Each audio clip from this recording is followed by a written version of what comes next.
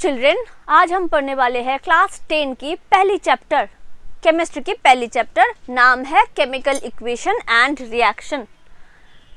ये चैप्टर की हमारे पहले टॉपिक जो है वो है how to balance an equation. हम कैसे एक इक्वेशन को बैलेंस करते हैं। तो केमिकल इक्वेशन एंड रिएक्शन की बात हो रहे हैं तो ऑब्वियसली केमिकल इक्वेशंस की बात हो रहे हैं। अब केमिकल इक्वेशंस क्या है, पहले हमें ये समझना है। ये कॉन्सेप्ट समझने के लिए जो हमें समझना पड़ता है वो है what is physical change and what is chemical change. चलो पहले समझ लेते हैं what is physical change and what is chemical change. देखो, हमारे पास कुछ आइस है। क्या है हमारे पास? आइस। अब हमने आइस को अगर थोड़ा हीट दी तो हीट देते ही हमें क्या मिलेंगे? हमें मिलेंगे वाटर। अब मिल गया वाटर। अब खुद ही सोचो आइस में है क्या? आइस में है H2O जो है सॉलिड फॉर्म में, और वाटर में क्या है? वो भी है H2O जो है लिक्विड फॉर्म में। अब इधर क्या हुआ? सिर्फ स्टेट बदला, बाकी कुछ नहीं हुआ। जो H2O था वो H2O ही है, सिर्फ H2O पहले सॉलिड में था, बाद में वो किस पे बन गया? लिक्विड पे बन गया। तो ये जो है इनको हम क्या बता सकते हैं? This is called physical change. Physical change.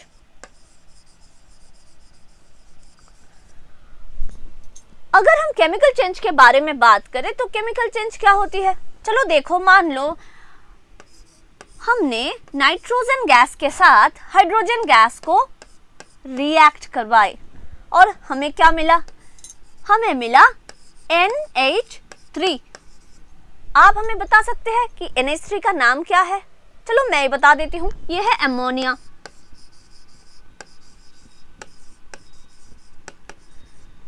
ये रिएक्शन पे देखो, ये क्या हुआ? नाइट्रोजन जो है, नाइट्रोजन गैस हाइड्रोजन गैस के साथ रिएक्ट की और हमें मिला NH3। हमें मिला NH3। अब देखो, नाइट्रोजन गैस हो या हाइड्रोजन गैस हो या अमोनिया हो, तीनों की ना कंप्लीटली अलग अलग प्रॉपर्टीज होते हैं। जब नाइट्रोजन एंड हाइड्रोजन एक साथ आके रिएक्शन की, हमें एक नए प्रॉपर्टी के साथ एक नए कंपाउंड मिला जो है अमोनिया। इसीलिए इनको हम क्या बोलेंगे? This is chemical change.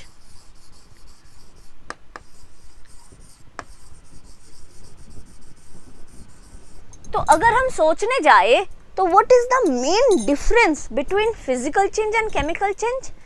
देखो, फिजिकल चेंज में there is no molecular change, मतलब मॉलिक्यूलर लेवल पे कोई चेंज नहीं है। H2O था, H2O ही रह गया। बट इधर क्या था?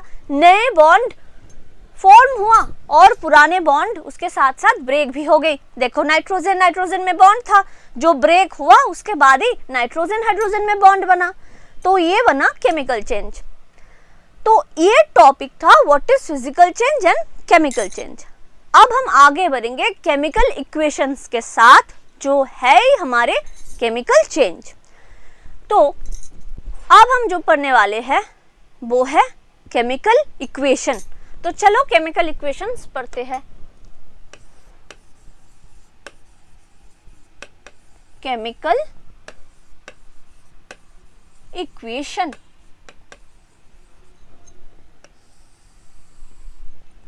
देखिए, chemical equation obviously it is a chemical change. अब केमिकल इक्वेशंस क्या होते हैं? चलो देखो, मान लो हाइड्रोजन के साथ ऑक्सीजन रिएक्ट की और हमें मिला वाटर। तो चलो यही लिखते हैं। हमने लिखा हाइड्रोजन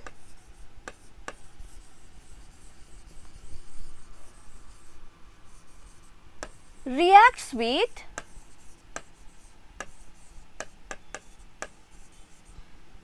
oxygen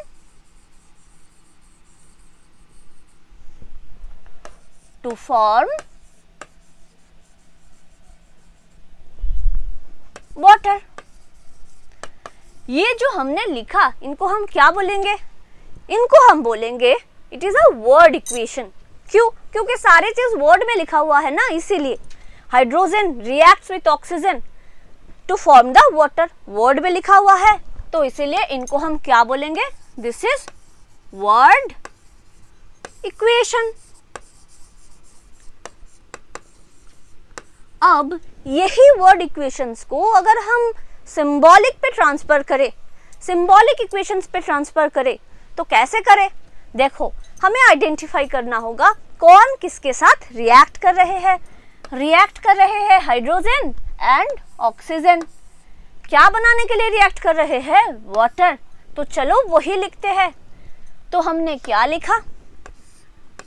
याद रखना, हाइड्रोजन जो है ना, ये जब दुनिया में प्रेजेंट होते हैं ये हमेशा H2 बन के प्रेजेंट होते हैं, जिनको हम हाइड्रोजन गैस बोलते हैं। और जैसे ही रिएक्ट किया ऑक्सीजन गैस के साथ, हाँ वही ऑक्सीजन जिनके साथ, जिनके थ्रू हमने ब्रीदिंग करते हैं, O2, हमें मिला वाटर। देखो ये दोनों में एक ही डिफरेंस है। सारे जो हाइड्रोजन, ऑक्सीजन, वाटर है, इनको हमने सिंबल पे बदल दिया।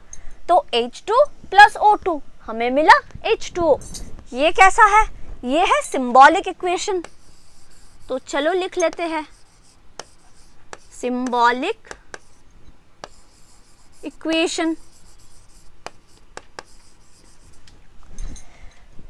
तो हमने जो पढ़ लिया वो केमिकल इक्वेशंस को हम दो तरीके से रिप्रेजेंट कर सकते हैं। एक है वर्ड इक्वेशन, दूसरे है सिंबॉलिक इक्वेशन। अब देखो, इक्वेशन तो हमने लिख लिया, हमें पता करना होता है कि which one is reactant and which one is product। बहुत ध्यान से देखो, यही रिएक्शन में रिएक्ट कौन कौन कर रहे हैं? Hydrogen and oxygen. इसका मतलब ये है कि रिएक्शन के पहले हम हाइड्रोजन एंड ऑक्सीजन को यूज कर रहे हैं और ये दोनों आपस में रिएक्ट कर रहे हैं to get the product H2O। तो हमेशा याद रखना, रिएक्शन के पहले जो यूज होते हैं वो कौन है? वो होते हैं रिएक्टेंट। और रिएक्शन के बाद जो मिलते हैं हमें, after the reaction what we get, that is product.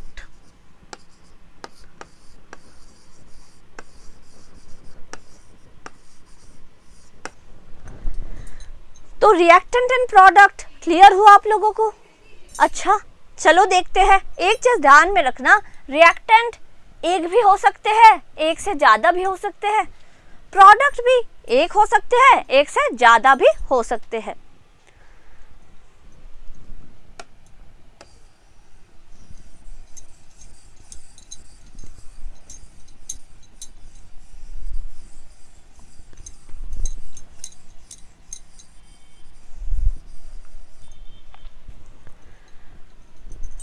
आगे जो टॉपिक हम पढ़ेंगे वो है balanced and unbalanced equation.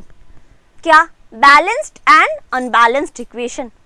Chemical equations दो तरीके के हो सकते हैं, एक है अनबैलेंस्ड, दूसरे है बैलेंस्ड। अब अनबैलेंस्ड हम किसको बताएं, बैलेंस्ड हम किसको बताएं? देखो, अगर हमने ऐसा लिखा कि एक नाइट्रोजन गैस रिएक्ट कर रहे हैं हाइड्रोजन गैस के साथ और हमें मिल रहे हैं NH3। देखो बहुत ध्यान से देखो, इनको हम अनबैलेंस्ड बोलेंगे। क्यों अनबैलेंस्ड बोलेंगे? अनबैलेंस्ड इक्वेशन हम उन्हीं को बोलते हैं जहां पे number of atom in the reactant side and number of atom in the product side are not same. Specially we can say that this equation law of conservation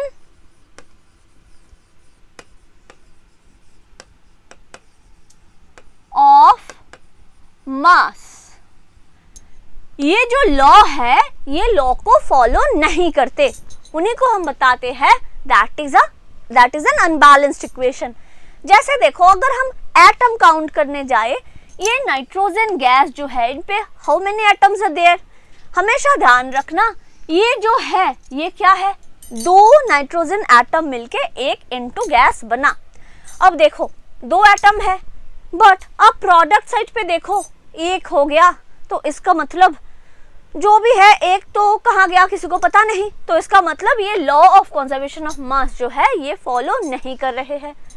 similarly दो hydrogen था इधर, रिएक्टेंट की side पे, product side पे आ गए 3। अब कैसे होगा? तो इसीलिए ऐसे इक्वेशंस को हम क्या बताते हैं? This is the unbalanced equation. तो हमें याद रखना है अनबैलेंस्ड इक्वेशन जो है, अनबैलेंस्ड इक्वेशन जो है वो law of conservation of mass follow नहीं करते।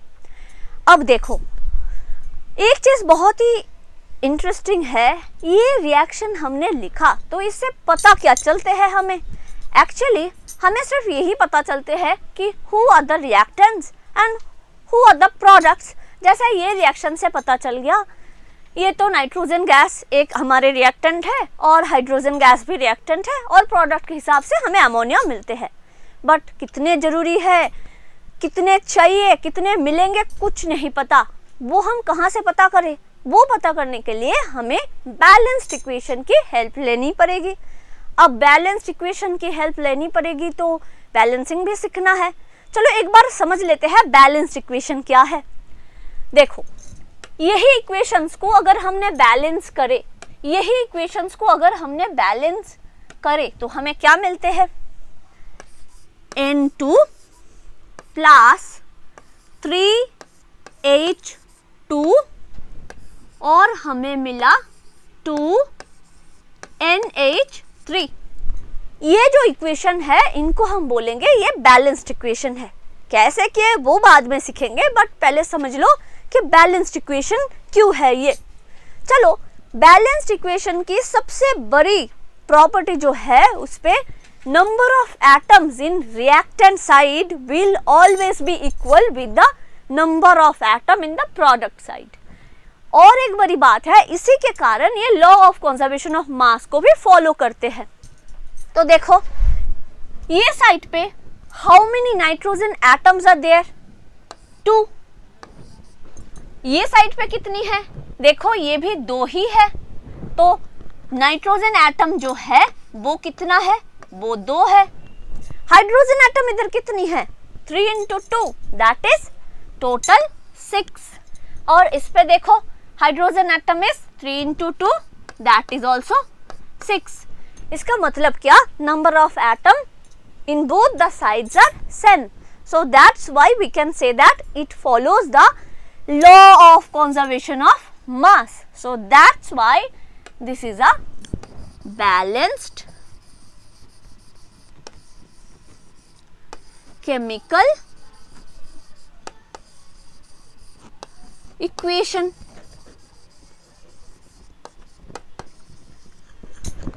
आए समझ में? what is balanced chemical equation and what is unbalanced chemical equation?